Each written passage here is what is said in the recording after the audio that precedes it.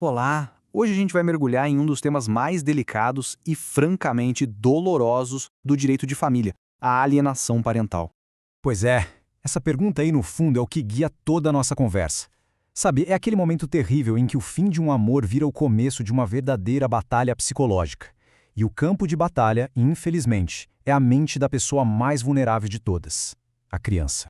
Então, vamos entender o que é isso na prática. A definição da lei é bem direta, né? Mas o ponto-chave é o seguinte: não estamos falando de uma criança que, por algum motivo real, justo, se afastou do pai ou da mãe. Não, é o contrário. É uma campanha, sabe? Uma campanha deliberada para destruir a imagem do outro, para interferir na cabeça da criança, e tudo isso com um objetivo bem claro. Olha, essa metáfora do advogado Conrado Paulino da Rosa é pesada, mas é perfeita. É incrivelmente poderosa. Pensa bem, ela mostra a crueldade da coisa toda. O amor de uma criança, que é algo puro, é distorcido, transformado numa arma para machucar o outro. Os filhos viram, literalmente, instrumentos de vingança. E o resultado disso tudo é devastador para a criança. Ela se torna isso aí, um órfão de pais vivos. Pensa que triste.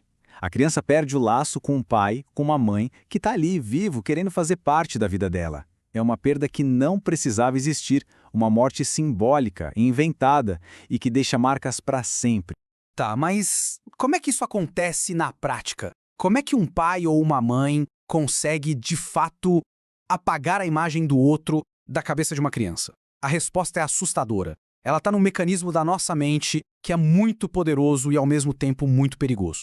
É basicamente isso. O alienador usa uma ferramenta terrivelmente cruel, que é implantar memórias falsas. Memórias de coisas que simplesmente nunca aconteceram. É quase como uma lavagem cerebral mesmo. A pessoa começa a contar histórias, a distorcer fatos e aos poucos vai criando uma realidade paralela na cabeça da criança. Uma realidade onde o outro é sempre o vilão. E esse processo não é aleatório, não. Ele é metódico, tem um passo a passo. Primeiro, a sugestionabilidade. É ali que a sementinha da dúvida é plantada, sabe? Um comentário aqui, uma ideia sussurrada ali. Depois vem a distorção. As memórias de verdade começam a ser torcidas para caber na história que o alienador quer contar.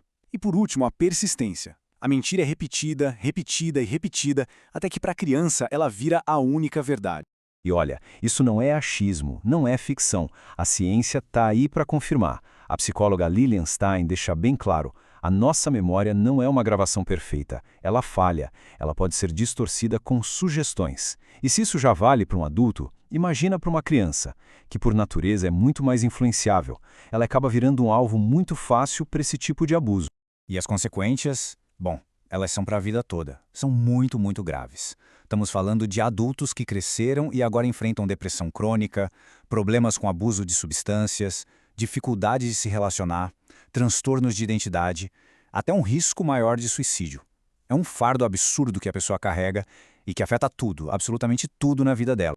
Mas a coisa pode ficar ainda pior. A alienação parental, nos casos mais extremos, deixa de ser só uma campanha para sujar a imagem do outro e entra num território muito, mas muito mais sombrio.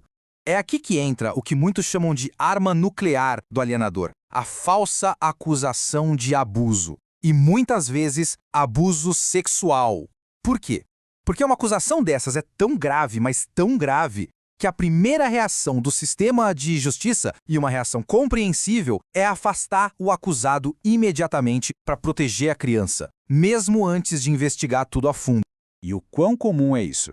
Bom, algumas fontes chegam a apontar que atos de alienação parental podem aparecer em até 80% dos divórcios que vão para a briga na justiça. 80% é um número assustador que mostra o tamanho real do problema que a gente está enfrentando. E aí a gente chega num paradoxo, numa sinuca de bico. A primeira medida do juiz, que é suspender as visitas para proteger a criança, acaba sendo exatamente o que o alienador queria desde o começo. Sem querer, o sistema cumpre o objetivo de quem a acusa. E como a justiça leva tempo, esse período de afastamento acaba fortalecendo a narrativa do alienador e tornando a reaproximação cada vez mais difícil. Ok, diante de um abuso tão complexo e com consequências tão devastadoras, o que a sociedade pode fazer? Bom, vamos ver qual foi a resposta da lei aqui no Brasil.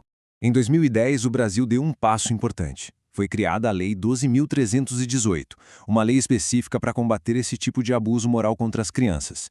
Isso foi um marco, sabe? Porque a partir daí, a alienação parental passou a ter nome e sobrenome na lei. Foi um reconhecimento oficial de que isso é uma violência e que fere um direito básico da criança, que é o de conviver com a família. E o legal é que a lei não fica só na teoria. Ela é bem prática. Ela dá exemplos bem concretos do que pode ser um ato de alienação. Coisas como, sei lá, falar mal do outro o tempo todo, dificultar o exercício da autoridade do pai ou da mãe, esconder informações da escola ou do médico e, claro, que a gente já falou, fazer uma denúncia falsa. Até mudar de cidade sem um bom motivo pode ser considerado um ato de alienação.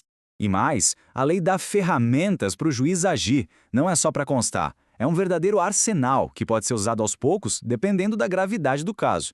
Começa com uma advertência oficial, pode passar para um acompanhamento psicológico obrigatório, aplicação de multa. Em casos mais sérios, o juiz pode aumentar o tempo de convivência com o pai ou a mãe que estava sendo afastado, pode inverter a guarda e, no limite, em situações extremas, pode até suspender a autoridade parental de quem está cometendo a alienação. Beleza, então temos a lei, temos as ferramentas, problema resolvido? Não é bem assim. A aplicação dessa lei no dia a dia não é nada simples e gera um debate super intenso e muito necessário sobre como usar essa lei e quais são os limites dela. E aqui está o coração do dilema. É um equilíbrio muito delicado. De um lado existe um medo real, o medo de que a lei seja usada de forma errada. Imagina um pai ou uma mãe que denunciam um abuso de verdade, mas não consegue provar. Essa pessoa poderia ser acusada de alienação parental e até perder a guarda, o que no fim protegeria o verdadeiro agressor. É terrível. Mas por outro lado, se a gente simplesmente revogar a lei, a gente volta a prestar zero. A gente tinha uma ferramenta importantíssima de proteção contra esse tipo de abuso psicológico, deixando muitas crianças vulneráveis. É justamente por causa desse dilema que a maior parte da discussão hoje não é sobre revoga ou não revoga, é sobre reformar, sobre aprimorar a lei. O desafio é esse: como a gente pode fortalecer a lei para impedir que ela seja usada de forma errada, para não punir quem denuncia de boa fé, mas ao mesmo tempo sem tirar a força dela no combate à alienação parental. E a gente termina para essa pergunta, que no fundo continua sendo o maior de todos os desafios.